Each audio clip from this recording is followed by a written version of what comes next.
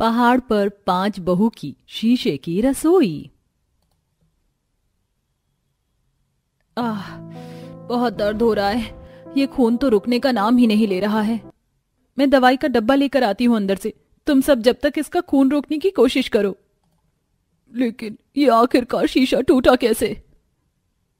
जितना हमने इस शीशे की रसोई को लेकर सोचा था सब कुछ गलत था। कोई फायदा नहीं। शीशे की रसोई में हर दिन कितना नुकसान हो रहा है हमारा। हम लोग आज ही इस शीशे की रसोई को तोड़वा देंगे। अब इस शीशे की रसोई में मैं कदम भी नहीं रखूंगी। जिस शीशे की रसोई को उन 5 बहुओं ने बड़ी खुशियों से बनवाया था, आज उसी शीशे की रसोई को तोड़ने की बात कर रही थी। आखिरकार ऐसा भी क्या हुआ था इस शीशे की रसोई में जो 5 बहुएं इस कदर परेशान थी? और जब ये सब परेशानी होनी ही थी तो क्यों इन 5 ने शीशे की रसोई बनवाई? आइए इसे जानने के लिए कहानी में आगे बढ़ते हैं। इस साल की खेती तो कितनी बढ़िया हुई है ना शोभा। आलू, गाजर, मूली सब कुछ कितने बढ़िया उगे हैं। मैं तो कहती हूँ कि अपने गुजारे के लिए सब्जी रख, बाकी सब्जी हम बाजार में भी बेचते हैं। मैं भी यही सोच रही थी। इतनी सारी सब्जियों को देख मेरा तो आज मिक्स वेज और पुलाव बनाने का मन कर रहा है। आज रात खाने में यही बनाएंगे। आज कुछ ज्यादा ही ठंडी ठंडी हवा नहीं चल रही है। चलो अच्छा है, कपड़े भी जल्दी सूख जाएंगे। मैंने तो सुना है कि कुछ दिनों में भारी बारिश भी होने वाली है। बारिश हो लेकिन ज्यादा बारिश ना हो। हम तो वैसे ही पहाड़ी इलाके में रहते हैं। ज्यादा बारिश हुई तो आने जाने में काफी दिक्कत आएगी। मैंने पत्थर से कटोरा और प्लेट दोनों तैयार कर दिए हैं। इन्हें ले जाकर रसोई में रख देती हूँ और ये बाकी के बर्तन ले जाकर बाजार में बेच आऊंगी। 5 बहुएं अपने सास और पति के साथ पहाड़ी इलाके में बने छोटे से घर में हंसी खुशी रहती थी। मेघा पत्थर से बर्तन बनाकर उन्हें बाजार में बेचने का काम करती थी। घर की जरूरत के लिए बर्तन बनाकर मेघा जैसे ही रसोई में उन्हें रखने के लिए जाती है तो देखती है कि रसोई की छत से ढेर सारी मिट्टी, कंकड़, पत्थर जमीन पर गिरे हुए हैं और सारी रसोई काफी ज्यादा गंदी हो गई है। मेघा आवाज देकर बाकी बहू को बुलाती है। वो सब भी ये नजारा देखकर हैरान रह जाते हैं। हे भगवान, ये क्या? ये हमारी रसोई की छत कैसे टूट गई? 2 महीने पहले ही तो इसे बनवाई थी।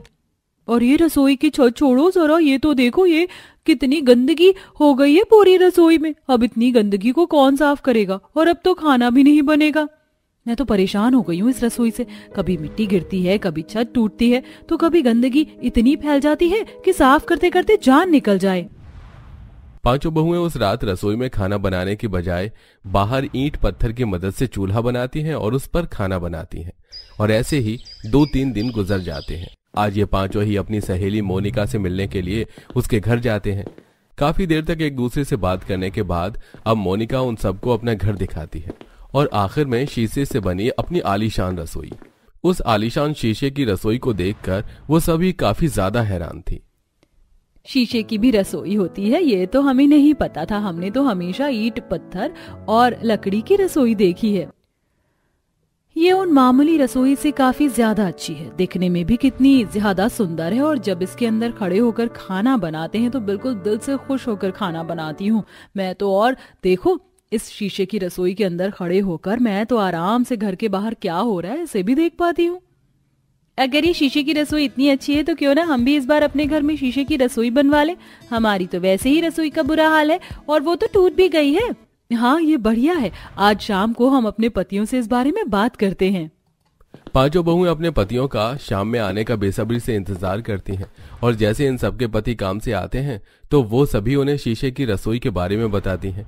इससे अब उन सबके पति भी शीशे की रसोई बनवाने के लिए हाँ कर देते हैं और अब वो कारीगरों को बुलाकर 5 से 6 दिन में ही शीशे की रसोई तैयार करवाते हैं। अपने शीशे की रसोई को देखकर वो सभी बहुएं काफी ज्यादा खुश थीं। तुम्हारे शीशे की रसोई तो मोनिका के शीशे की रसोई से भी काफी ज्यादा अच्छी है ना? और यहाँ अंदर से तो बाहर की सारी पहाड़ियाँ और सुंदर सुंदर नजारे दिख रहे हैं। अब सुंदर सुंदर नजारों को देखकर हम कितना बढ़िया खाना बनाएंगे। और यहाँ तो ज्यादा ठंड भी नहीं है, बिल्कुल गरम गरम सा महसूस हो रहा है। वरना पहले उस रसोई में तो ऐसा लगता था जैसे ईंट की भट्टी में खड़े होकर खाना बना रहे हैं। 5 बहुओं को अपने शीशे की रसोई में खाना बनाने में काफी ज्यादा मजा आता था और अब उन सबकी रसोई को लेकर परेशानी भी खत्म हो चुकी थी। लेकिन क्या ये शीशे की रसोई इन 5 पहाड़ पर रहने वाली बहुओं को ज्यादा दिनों तक रास आएगी या कोई नई परेशानी उनकी जिंदगी में कदम रखेगी? इसे जानने के लिए कहानी में आगे बढ़ना होगा। शीशे की रसोई को बने हुए 4 दिन हुए ही नहीं और इन चिड़िया कबूतरों ने इन पर पॉटी भी करना शुरू कर दिया। कितना गंदा दाग दिख रहा है, इसको अब साफ करना होगा वरना किसी आस पड़ोस वाले ने देख लिया तो मजाक उड़ाएगा। मेघा शीशे की रसोई की दीवार पर लगी चिड़िया की पॉटी को साफ करने के लिए घर से बाहर जाती है और काफी देर तक उसे साफ करने की कोशिश करती है, लेकिन लाख कोशिशों के बाद भी थोड़ी बहुत पॉटी के दाग रह जाते हैं। वहीं उस शीशे की रसोई में खाना बनाते बनाते उसमें रखे सारे बर्तन, यहाँ तक कि पूरी रसोई भी गर्म होकर भपक जाती है। हे भगवान, ये कटोरा तो गैस से कितना दूर है लेकिन कितना ज्यादा गर्म हो रहा है, और ये गर्मी मुझे ही लग रही है, तुम्हें भी लग रही है लक्ष्मी? अरे मुझे भी लग रही है। ये पसीने नहीं देख रही हो क्या? पहली बार इतने सालों में अपने पहाड़ी ससुराल में मुझे इतनी गर्मी लगी है। शीशे की रसोई होने की वजह से, सब्जी के तड़के और धुएं की वजह से हर 2 दिन में वो काफी ज्यादा गंदी हो जाया करती थी, जिसके चलते उन सभी बहुओं को साफ करने में पूरा दिन ही निकल जाता था। अरे इतनी सफाई तो हमने पहले कभी अपनी उस मामूली रसोई की भी नहीं की थी जितनी इसकी करनी पड़ रही है, और ये दाग है कि निकलने का नाम भी नहीं ले रहे। अब शीशे की रसोई है तो उसे गंदा भी तो नहीं छोड़ सकते। तुम इस दाग को साफ करो, मैं जब तक बाहर से साफ पानी लेकर आती हूँ। ऐसे ही कुछ दिन गुजर जाते हैं। अपर्णा और मेघा हर रोज की तरह शीशे की रसोई के अंदर खाना बना रही होती हैं। तभी अचानक पहाड़ पर हल्का सा भूकंप आता है, जिसके चलते उनकी शीशे की रसोई बहुत ज्यादा आवाज करते हुए हिलने लगती है। ये इतने हल्के हल्के भूकंप से हमारी शीशे की रसोई इतनी हिल क्यों रही है? भागो यहाँ से, कहीं ये हम पर गिर ना जाए, जल्दी भागो। कुछ सेकंड्स के भूकंप के झटके के बाद जब सब कुछ नॉर्मल हो जाता है तो 5 बहुएं अपने शीशे की रसोई में आती हैं तो देखती हैं कि उनकी शीशे की रसोई में कई सारी जगह पर शीशे पर क्रैक पड़ गए हैं। अरे वो देखो, उस तरफ हमारी शीशे की रसोई पर कितने सारे क्रैक पड़ गए हैं और यहाँ पर भी कितने सारे क्रैक हैं। ये शीशे की रसोई तो काफी ज्यादा कमजोर निकली। कुछ सेकंड के भूकंप से उसका ये हाल है। अगर ये भूकंप 2-4 सेकंड और रहता तो पूरी रसोई टूट कर गिर जाती। शीशे की रसोई पर काफी ज्यादा क्रैक पड़ चुके थे। वहीं नैना साफ कर रही होती है कि तभी गलती से नैना का हाथ कट जाता है और ये सिलसिला यहीं नहीं रुकता। कई बार पक्षी उनके शीशे की रसोई से टकराकर काफी ज्यादा घायल हो जाते थे। हे शिव, सुबह सुबह क्या देखना पड़ रहा है? पिछले 15 दिनों में ये चौथी बार था कि कोई पक्षी हमारे शीशे की रसोई से टकराकर इतना घायल हो गया। जरा शीशे पर तो देखो, कितनी सारी खून की छींटे हैं। कोई देखेगा तो क्या कहेगा? माँ जी, ये पक्षी अभी तक मरा नहीं है, हम इसे जल्दी से दवाई लगा देते हैं। आप परेशान मत हो, ये ठीक हो जाएगा। अपर्णा, तुम जब तक इस शीशे से इन खून के धब्बों को साफ करो। ये पक्षी तो फिर भी बच गया, लेकिन बाकी पक्षियों का क्या? अब तो डर लगता है बेचारे पक्षियों के लिए। उनको लगता होगा ये खाली जगह है और वो तेज रफ्तार से यहाँ उड़ते हुए आ जाते हैं और शीशे से टकराकर इतनी बुरी तरह घायल हो जाते हैं। शीशे की रसोई का ये सिलसिला यूं ही इस तरह चलता रहता है। आज दूसरे शहर से काफी सारे लोग इस पहाड़ी इलाके में घूमने के लिए आए थे और कुछ दोस्त तो बॉल की मदद से पहाड़ी इलाके में एंजॉय कर रहे होते हैं। तभी गलती से बॉल इन 5 बहू की शीशे की रसोई से टकरा जाती है, जिससे शीशा फौरन टूट जाता है। शीशे टूटने की आवाज से अपर्णा जैसी रसोई में आती है तो उसके पैर में एक बड़ा सा शीशे का टुकड़ा चुभ जाता है और वो काफी तेज चिल्लाती है। बाकी बहुएं जल्दी से रसोई में आती हैं और उसके पैर से कांच के टुकड़े को निकाल कर जल्दी से दवाई लगा देती हैं। अपर्णा, अब ज्यादा दर्द तो नहीं हो रहा है ना? मैं तुम्हारे लिए हल्दी वाला दूध लेकर आती हूँ, उसे पीकर आराम मिलेगा। देखा आपने शीशे वाली रसोई का नतीजा? अब क्या करना है? इसका ठीक करवाना है या कुछ और? अब हम सब ने फैसला किया है कि शीशे की रसोई को पूरी तरह से हटवाकर हम मामूली लकड़ी की रसोई बनवाएंगे। न ज्यादा गर्मी लगेगी, न ज्यादा ठंड, सफाई का झंझट भी नहीं रहा और तो कोई नुकसान भी नहीं होगा। सुंदर दिखावे के चक्कर में हम लोगों ने अपने ही पैर पर कुल्हाड़ी मार ली। अब हमें अपनी गलती को ठीक करना है। अगले दिन उन सब के पति उस शीशे की रसोई को हटवाकर नॉर्मल लकड़ी की रसोई बनवाते हैं, जिसमें अब सभी बहुएं आराम से खाना बनाती हैं और अब उन्हें कोई दिक्कत भी नहीं होती। क्या बात है, क्या बात है! बहुत ही फ्री टाइम में भगवान ने मेरी किस्मत लिखी है। तभी तो मेरे हाथों में 2-2 लड्डू हैं। कहने का मतलब है, एक तरफ गांव वाली बहू और दूसरी तरफ शहरी बहू। अरे यहाँ तो मुझे गांव और शहर दोनों बहुओं के हाथ का टेस्टी खाना खाने को मिलेगा। गांव का पता नहीं मम्मी जी, पर आपको मैं ऐसा टेस्टी टेस्टी मॉडर्न डिश बनाकर खिलाऊंगी जिसे खाकर आप पागल ही हो जाओगी। ये देखो, हमारी सासू माँ भी गजब है। अरे शहरी खान पान में कोई टेस्ट होता है? अरे ऐसा लगता है जैसे घास फूस उबाल कर खा रहे हो। असली स्वाद तो गांव के खाने में होता है। मगर कोई बात नहीं, अब हम आ ही गए हैं इस घर में, अपनी सासू अम्मा को ऐसा स्वाद खिलाएंगे, ऐसा स्वाद खिलाएंगे गांव का कि जिसे खाकर हमेशा काली भैंसिया की तरह मोटी हो जाएंगी। निकिता और सीमा दोनों वैसे तो सगी बहनें थीं, लेकिन दोनों के रहन सहन में जमीन आसमान का अंतर था। सीमा का पढ़ाई लिखाई में बिल्कुल भी मन नहीं लगता था, इसीलिए वो अपने माता पिता के साथ गांव में खेती बाड़ी का काम किया करती थी। तो वहीं निकिता पढ़ाई लिखाई में काफी होशियार थी, इसीलिए उसके माता पिता किसानी करके उसे शहर में पढ़ने के लिए भेज देते हैं। और इस तरह से अब दोनों बहनें बड़ी हो चुकी थी और उन दोनों की शादी एक ही घर में हो जाती है। ऐसे ही एक दिन सीमा सिलबट्टे पर मसाला पीस रही होती है और उसे मसाला पीसता हुआ देख सीमा की सास कहती है, अरे सीमा बहू, ये तू क्या कर रही है? घर में मिक्सी मशीन है ना, उसमें मसाला पीस लिया कर। अरे अम्मा जी, कहा है ना कि हम गांव की मेहनती बिटिया हैं और हमसे इस शहरी लड़कियों की तरह काम चोरी नहीं। ये सब आजकल की शहरी लड़कियों का ही है काम, क्या ही जाने वो। वैसे तेरी बात में तो दम है, पुराने जमाने में अक्सर लोग ऐसे ही मेहनत किया करते थे। तभी वहां पर निकिता आती है और निकिता अपनी बहन का मजाक बनाने लगती है। पर मम्मी जी, अब जमाना बहुत अपडेट हो चुका है।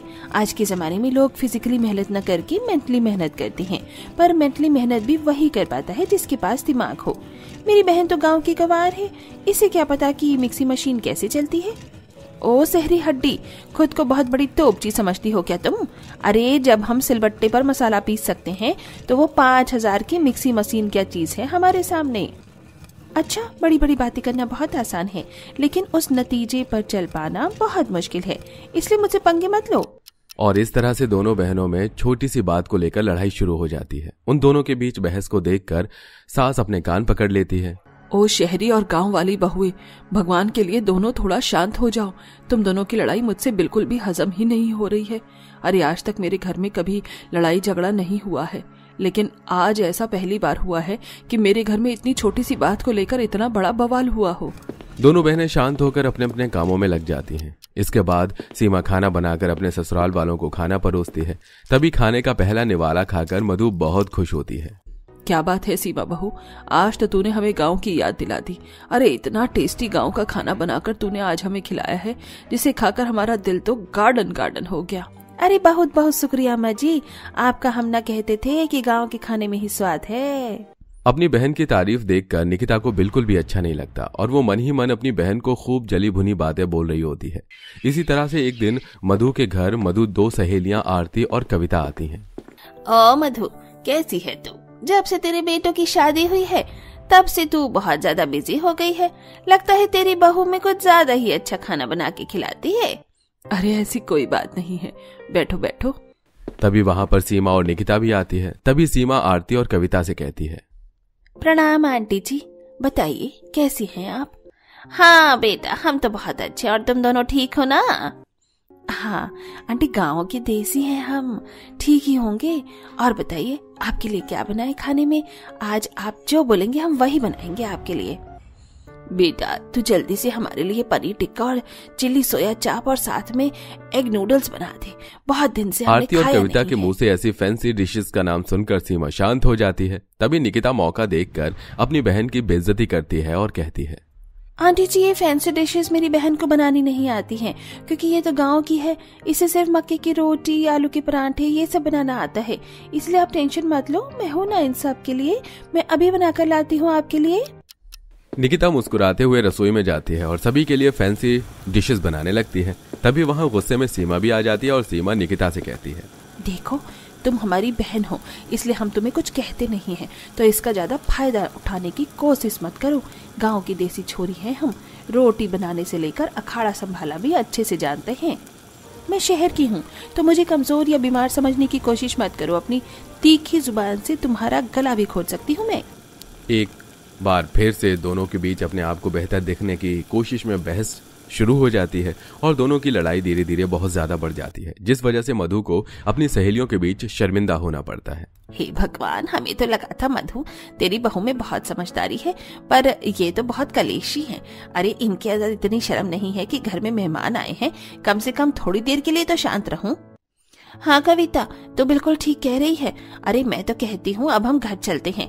मुझे नहीं लगता कि ये दोनों हमारे लिए सही से खाना बना कर लेकर आएंगी। कविता दोनों मधु के मुंह पर उसकी बेइज्जती करके वहां से चली जाती है, जिसके बाद मधु को बहुत ज्यादा गुस्सा आता है और मधु रसोई में जाकर दोनों बहनों को फटकारते हुए कहती है, ये क्या लगा रखा हुआ है तुम दोनों ने?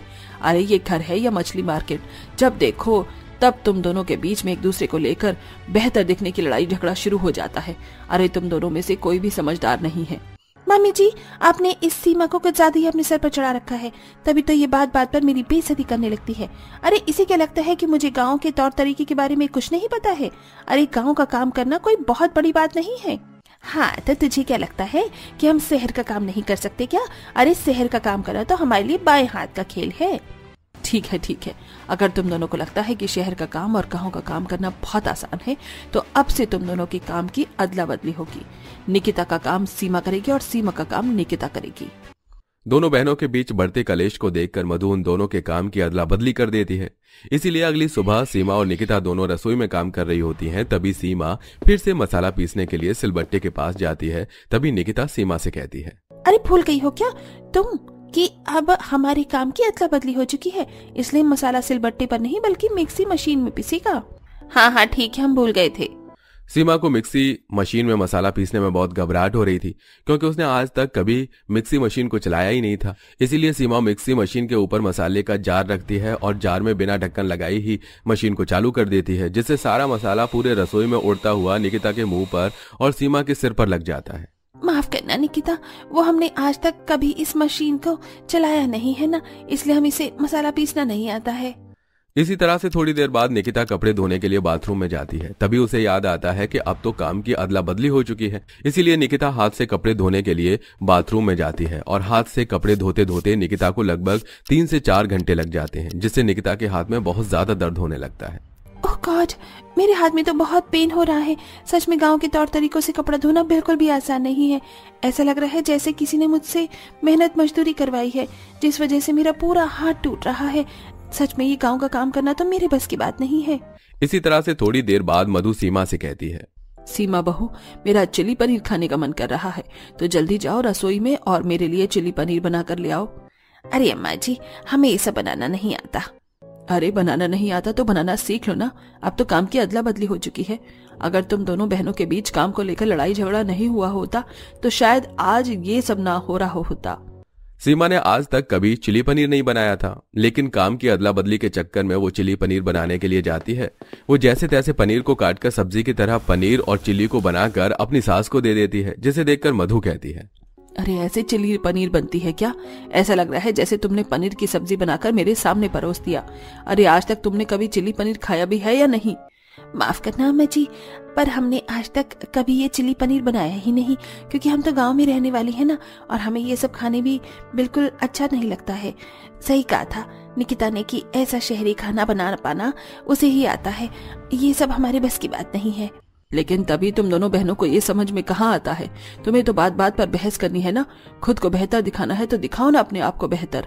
मधु की बातें सुनकर निकिता भी वहां जाती है और निकिता अपनी सास से बोलती है, हाँ मम्मी जी, सीमा बिल्कुल ठीक कह रही है। आप हम दोनों को माफ कर दीजिए। हम दोनों लड़ाई झगड़े के चक्कर में ये भूल गए थे कि अब हम दोनों इस घर की बहू हैं और हमें अपने घर की इज्जत मान सम्मान हर एक चीज का ख्याल रखना है। इसलिए जितना हो सके उतना हम दोनों को लड़ाई झगड़े को पीछे रखकर काम को खत्म करने के बारे में सोचना है। और इस तरह से दोनों बहनों को समझ में आ जाता है कि हमें काम को आसान बनाने की कोशिश करनी चाहिए, न कि काम की वजह से कलेश करना चाहिए।